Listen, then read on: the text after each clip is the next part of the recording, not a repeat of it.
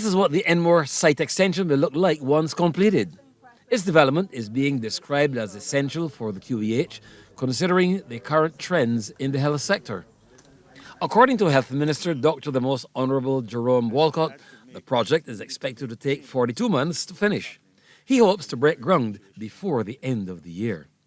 We thought it was vitally necessary at this stage that we needed a major expansion of that institution.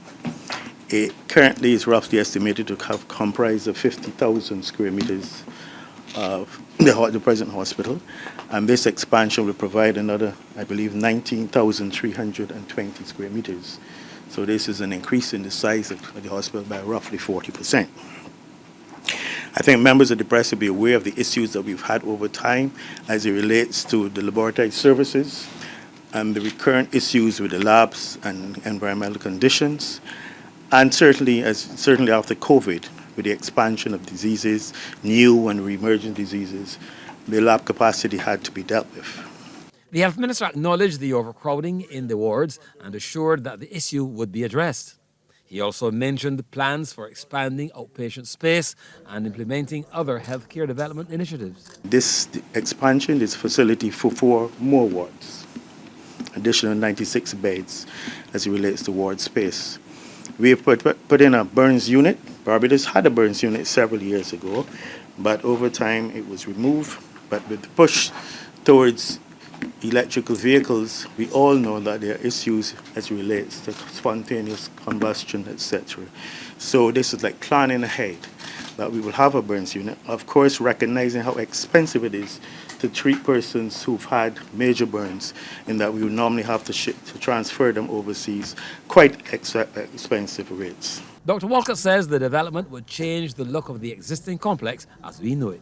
It is expected that this construction will comprise of 2 towers linked to the present building by a bridge over the Martindale's Road. So there'll be a bridge over the road linking to the first block, which will be one that will comprise of the lab, the additional wards, the burns unit, the outpatients department.